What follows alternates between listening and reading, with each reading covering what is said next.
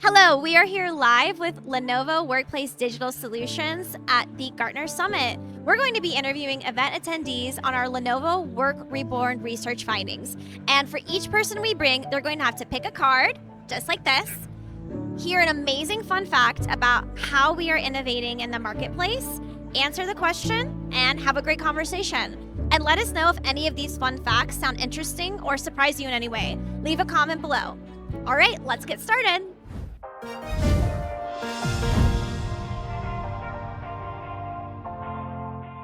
Hi, my name is Rita. I'm here at the Lenovo booth, and I'm so excited to talk to you about our newest research study, the Lenovo Work Reborn report. And we have a couple of fun facts that we're going to share today and talk through. Today, I am here with...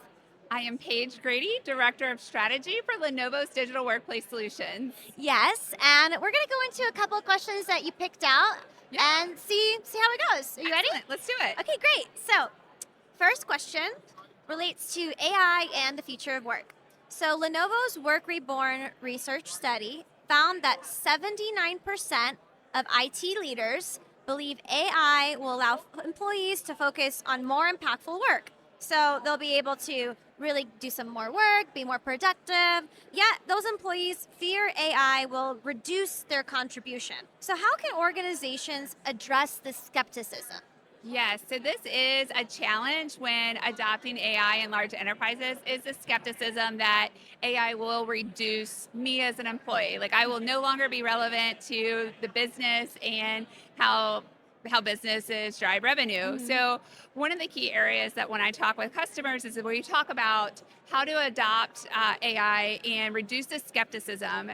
More and more we are doing or we were asked to do more with a little bit of budget. Yes. So the way I kind of describe it to IT decision makers is understanding where the employees are skeptical about, and then assuring them that what we're trying to do is augment your day-to-day and have tools that are complementary to the work that you need to do so that it's helping you be more productive and then reducing the overall burden to the workplace, and that allows companies and employees to use these tools to do their work better, or even change the way their skill set is to do more important work or do more strategic work.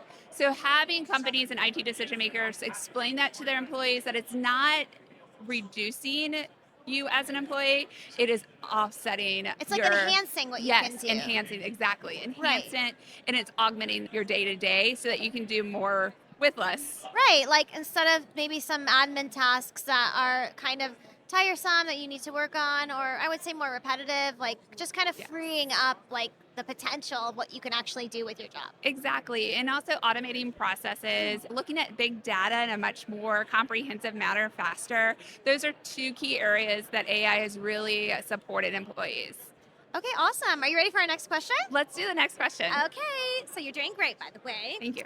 So Lenovo's Work Reborn research found that 79% of IT leaders believe AI will allow employees to focus on more impactful work, like we were just talking about a second ago. Yes. Yet employees are afraid that AI will reduce their contribution, just like we were talking about. So what's another way that organizations can start to address this skepticism? Because the fear is valid. So how do we go about navigating that? Yeah, the fear is very valid. Yeah. And when you start to automate processes or redundant work, there are employees that are really okay with being a bit of a widget.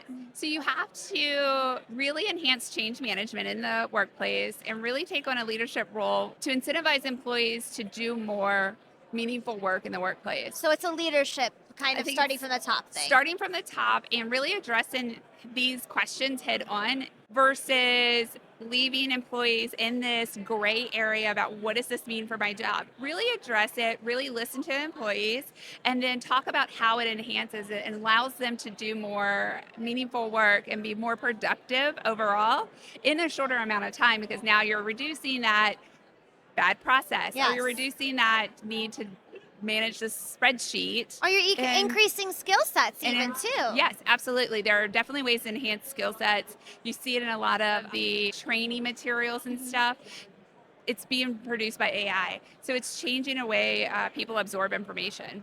Well, in business overall, I feel like being able to train somebody to do the job and onboarding that person, but maybe not having the proper training materials is a huge obstacle that I think organizations face and really getting that person to where they need to be. So if AI could help with that, I mean, imagine how much more productive and happy that employee would be. Absolutely. It is a lot around employee productivity and enhancing that experience that employees have on their day to day. Enterprises are changing more rapidly than ever, and there are a lot of tools out there that can disseminate information and get it out to employees more in a better Yeah. environment. Yeah. Yeah, that's amazing.